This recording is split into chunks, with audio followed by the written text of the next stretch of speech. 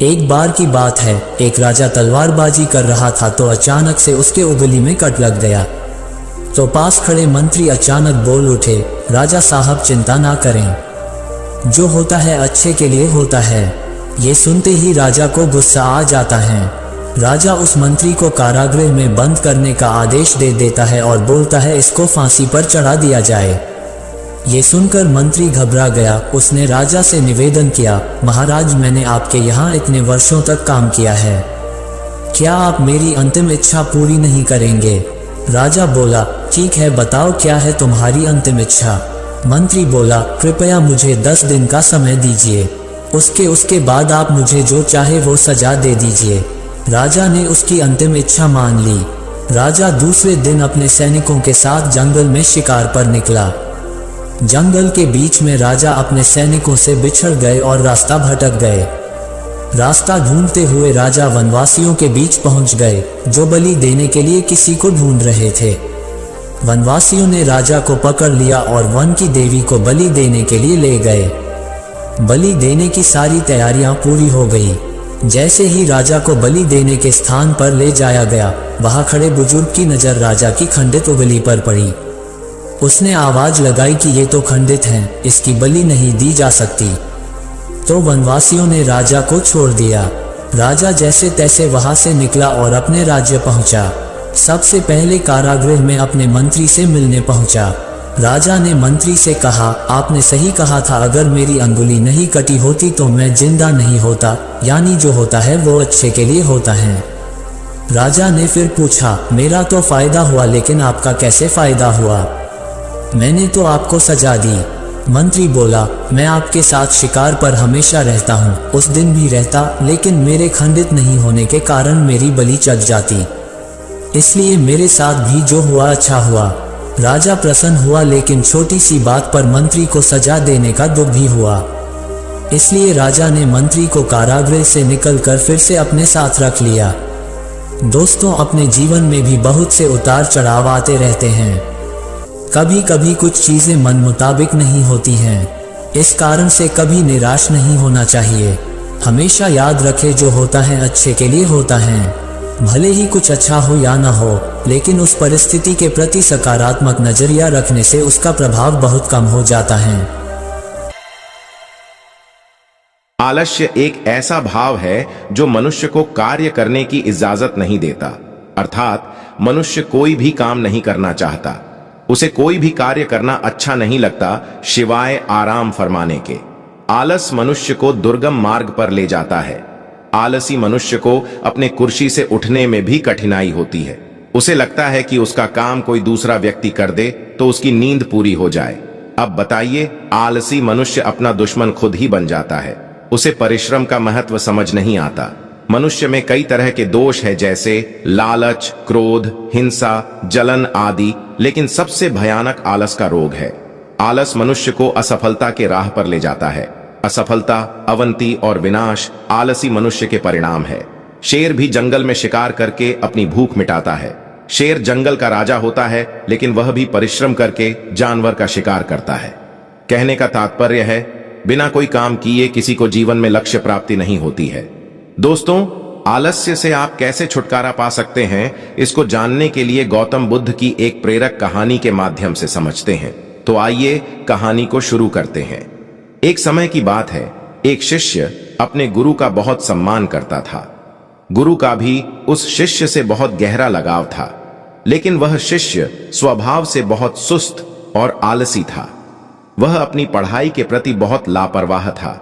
वह अक्सर आज के कार्यों को कल के लिए टाल देता था और किसी भी तरह की जिम्मेदारी से भागने की कोशिश करता था।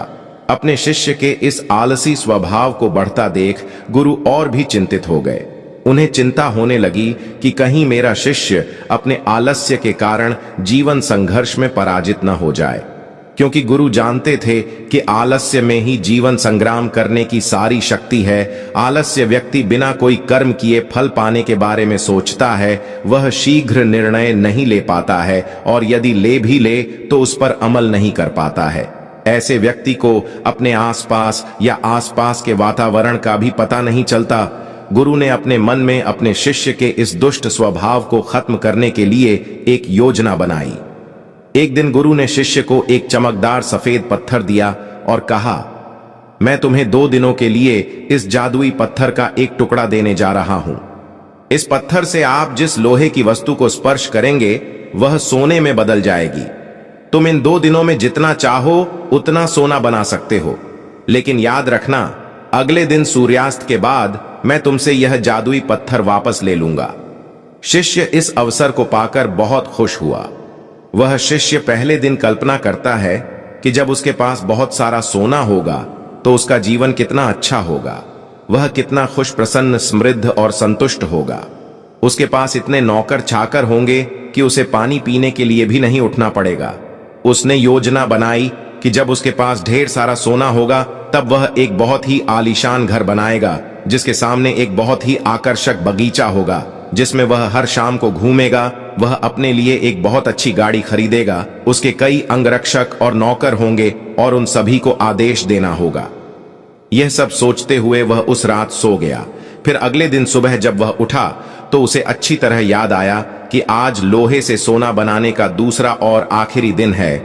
उसने अपने मन में पूरे निश्चय के साथ संकल्प लिया कि आज वह गुरुजी द्वारा दिए गए जादुई पत्थर का लाभ अवश्य उठाएगा।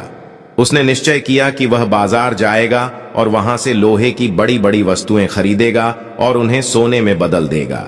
पूरा दिन बीत गया, पर वह सोचता रहा कि अभी तो बहुत समय है, कभी भी बाजार जाकर सामान ले आऊंगा। यह सोचकर दोपहर हो गई, इसलिए उसने निश्चय किया कि दोपहर का भोजन करने के बाद वह सामान लेने निकलेगा। लेकिन खाने के बाद उसे आराम करने की आदत थी और उठकर मेहनत करने के बजाय उसने आराम करना उचित समझा। लेकिन सुस्ती से भरा उसका शरीर जल्द ही गहरी नींद में खो गया और जब वह उठा तो सूर्यास्त के करीब था। अब बहुत तेजी से बाजार की ओर भागा जा रहा था, लेकिन रास्ते में उसे गुरुजी मिले। गुरुजी को आते देख वह समझ गया कि गुरुजी पत्थर लेने आ रहे हैं। जैसे ही गुरुजी उसके पास पहुंचे तो वह उनके चरणों में गिर पड़ा और गिड़गिड़ाते हुए उस जादुई पत्थर को अपने पास रखने की याचना करता रहा। गुरुजी, एक दिन का और समय दो। लेकिन गुरुजी नहीं माने और पत्थर ले गए। उसी दिन शिष्य का अमीर बनने का सपना चकनाचूर हो गया। लेकिन इस घटना से शिष्य को एक बड़ी सीख मिली। उन्हें अपने आलस्य पर पछतावा होने लगा। उसने समझा कि आलस्य उनके जीवन के लिए एक अभिशाप है। उसने उसी दिन प्रण लिया कि अब भी अपने काम से कभी हार नहीं मानेगा और अपने आप को एक मेहनती, सतर्क और सक्रिय व्यक्ति बनकर दिखाएगा। दोस्तों, काम को टालना एक आदत है और यह आदत हम खुद बनाते हैं।